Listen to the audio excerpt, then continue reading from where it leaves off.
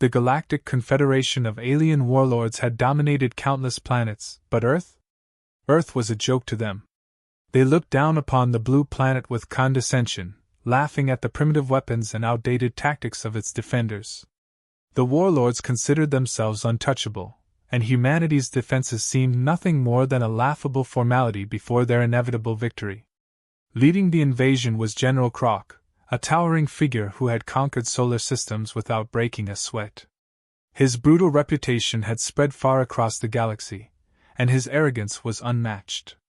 Croc's fleet descended on Earth like a storm, overwhelming the planet's military forces with ease.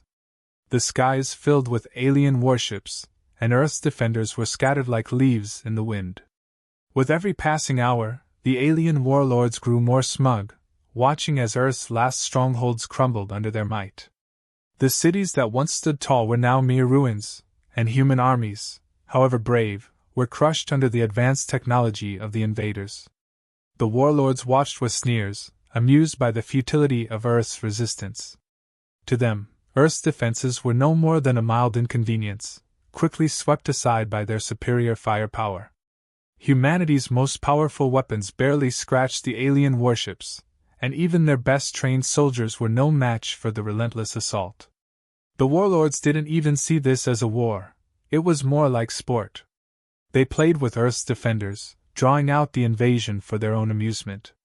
In their arrogance, they broadcast their victories to the galaxy, showcasing Earth as an example of what happened to those who dared resist their will. General Croc was especially pleased with himself. Watching Earth's military collapse, he found it laughable that this planet even tried to stand up to them. He mocked Earth's leaders, sending taunting messages, daring them to offer up anything that could slow their inevitable conquest. But Earth's leaders had fallen silent, their last hopes seemingly snuffed out. Victory was so assured that the warlords began planning how they would divide Earth's resources among themselves. They laughed about the artifacts they would collect, the relics of the so-called civilization. Croc, ever the cruel leader, promised his fellow warlords that they would soon see the planet's leaders on their knees, begging for mercy. But the warlords didn't realize that Earth had one last defense, not an army, not a weapon of mass destruction, but a single man. His name was whispered among the surviving human forces, though few knew his real identity. They called him Leatherface, a name that struck fear into the hearts of anyone who heard it. Unlike Earth's organized military, Leatherface fought in a way the aliens had never encountered, brutal, relentless, and without mercy. Hidden in the shadows, Leatherface had been watching the invasion unfold. He wasn't part of any army, and he didn't answer to any leader. He was a survivor, a ghost of the battlefield, and the warlords had no idea what was coming for them. As Earth's last line of defense crumbled, Leatherface prepared to strike back in a way that no alien warlord could have predicted. Croc and his warlords didn't see the threat lurking beneath their noses. To them, Earth was already defeated. But the true battle was only just beginning. Leatherface was no ordinary man. His legend had been forged in the fires of Earth's most dangerous conflicts. A lone wolf, hardened by years of survival in hostile environments, he had seen the worst of humanity, and lived to tell the tale. He didn't fight for glory, medals, or recognition. His motivation was pure survival. He'd become a ghost in the chaos, striking from the shadows, and vanishing before his enemies even knew what hit them. To the human survivors, he was a myth. To the alien invaders, he was about to become their worst nightmare. The warlords had never faced anything like Leatherface. He didn't rely on Earth's crumbling military infrastructure or its outdated technology. Instead, he used the terrain, the darkness, and the ruins left by the alien onslaught to his advantage. Leatherface was a master of close-quarters combat, and his custom-made battle gear, designed for silent, efficient kills, made him nearly impossible to track. His blade, worn and blood-stained, was an extension of himself, lethal and silent. He didn't attack head-on, knowing that brute force would be suicide against the alien forces. Instead, Leatherface waged a psychological war, stalking the warlords' troops like prey. He knew how to use fear as a weapon, and he wielded it expertly. His first strike came when the Warlords least expected it, a silent, devastating attack on one of their forward outposts. The alien soldiers never saw him coming. In the dead of night, Leatherface moved through the shadows, eliminating his targets with surgical precision. By the time the alien forces realized they were under attack, it was already too late. Leatherface had left a trail of bodies, each kill more brutal than the last. It wasn't just the destruction that rattled the aliens, it was the way he fought. There was no warning, no mercy. He would disappear as quickly as he appeared, leaving the survivors terrified and confused. The alien warlords, who had once laughed at Earth's defenses, were suddenly facing something far more dangerous than they had anticipated.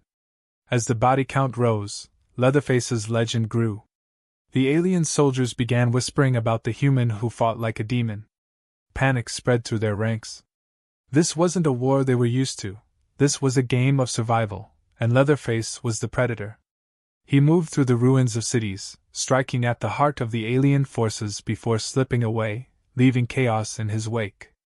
Each attack was more precise, more devastating, and the warlords began to realize that this wasn't just some human soldier.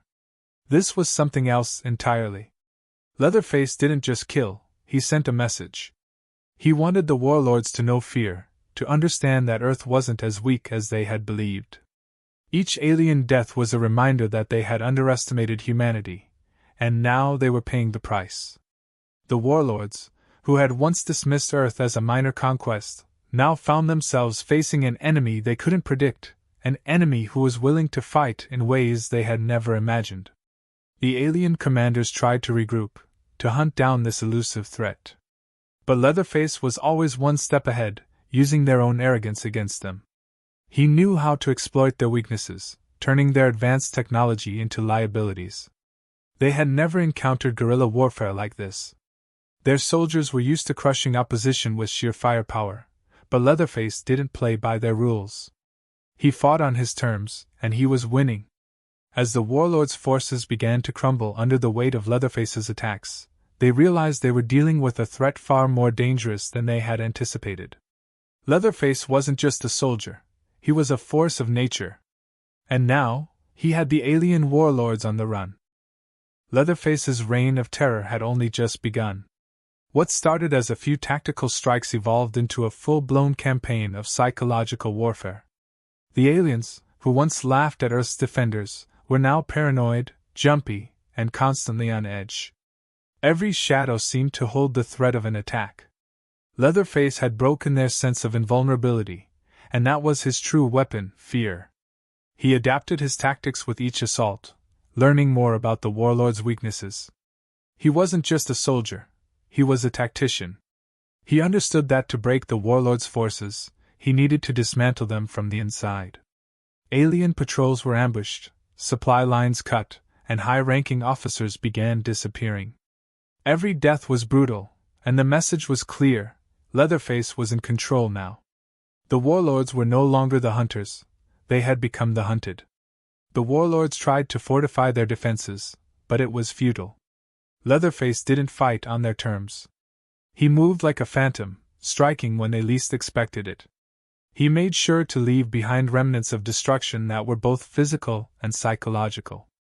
Alien soldiers would stumble upon scenes so horrific that even their hardened war minds couldn't process them.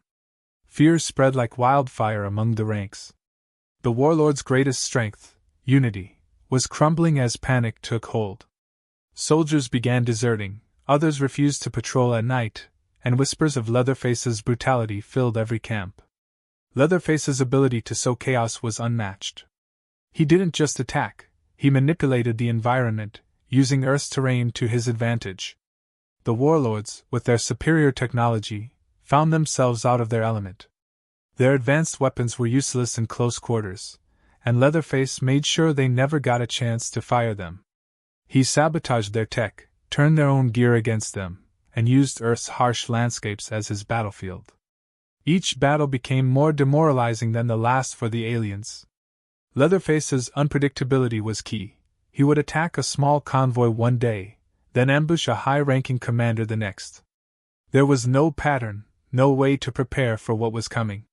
The warlords, who were used to overwhelming their enemies with force, found themselves scrambling to keep up with the single man who seemed to know their every move. The alien commanders, once so sure of their dominance, now struggled to maintain control. Leatherface had become a symbol of resistance, a beacon of hope for the few remaining human survivors, and a nightmare for the alien forces. His legend grew with every strike. The Warlords, despite their overwhelming numbers and firepower, began to fracture. Infighting broke out, with commanders blaming each other for their failures.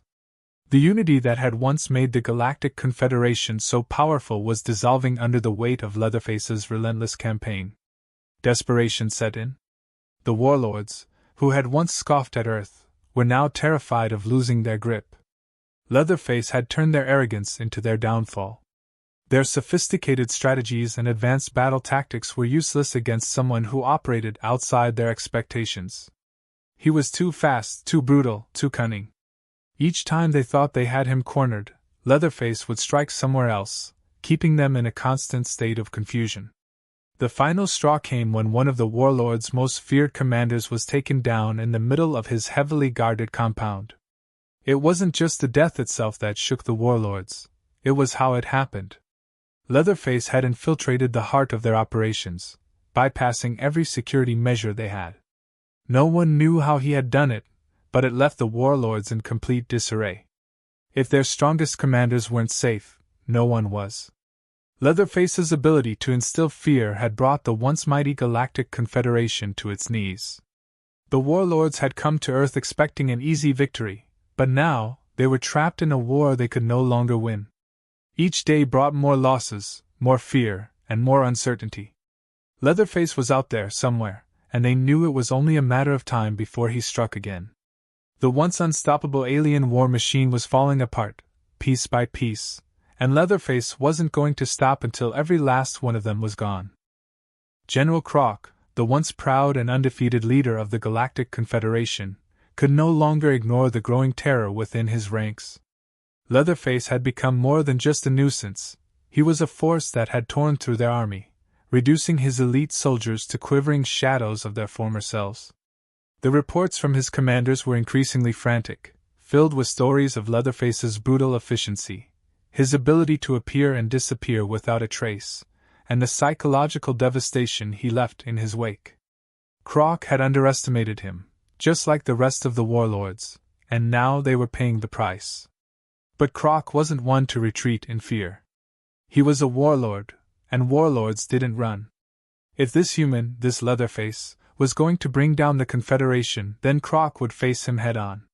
The alien leader, though shaken by Leatherface's onslaught, decided to set a trap.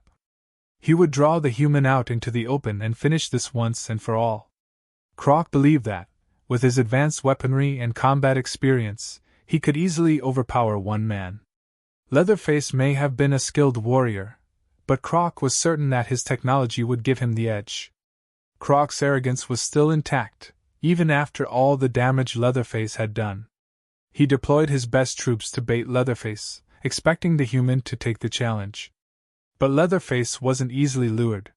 He moved on his own terms, never falling into predictable patterns. Days passed, and Croc's frustration grew. His plan wasn't working, and his soldiers were still dying. Leatherface was picking them off one by one, just as he had been doing since the start.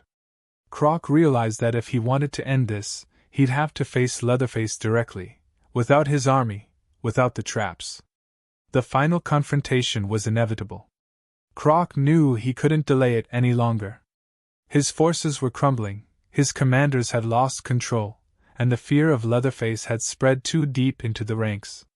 The once organized and disciplined alien army had been reduced to chaos, and now the fate of the entire invasion rested on this one battle.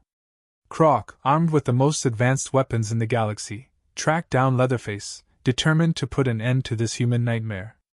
Leatherface was waiting. He had known this moment would come. He had studied Croc from afar, watching how the Warlord operated, learning his patterns. Croc, for all his technology and strength, was predictable. Leatherface wasn't. This was the final move in a game of strategy, and Leatherface was ready to win. Croc came to the battle armed to the teeth, confident in his armor, his weapons, his training. But none of that mattered to Leatherface. The battle that followed was brutal, intense, and unlike anything Croc had ever experienced. His weapons, so powerful against entire armies, felt useless against Leatherface's relentless assaults. Leatherface didn't fight like the soldiers Croc had conquered in the past. He didn't rely on brute strength or superior firepower. Instead, he used his instincts, his knowledge of the terrain, and his ability to adapt to every situation. Leatherface fought with the precision of a man who had nothing to lose and everything to protect.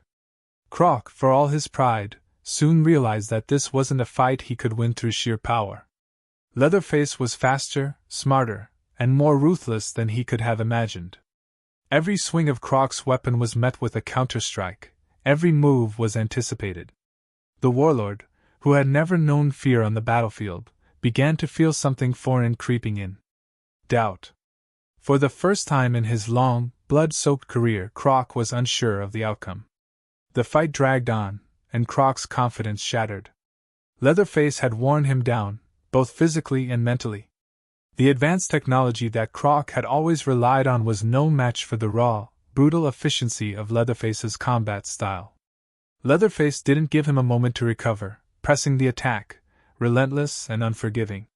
Croc, exhausted and wounded, could feel the inevitability of his defeat closing in. In the end, Leatherface's blade found its mark. Croc, the once invincible warlord, fell in the ruins of the very planet he had sought to conquer. There were no grand speeches, no last-minute attempts at redemption. It was simply the end of a conqueror who had underestimated the strength of a human determined to survive. Croc's fall was swift and final, a symbol of the warlord's failure.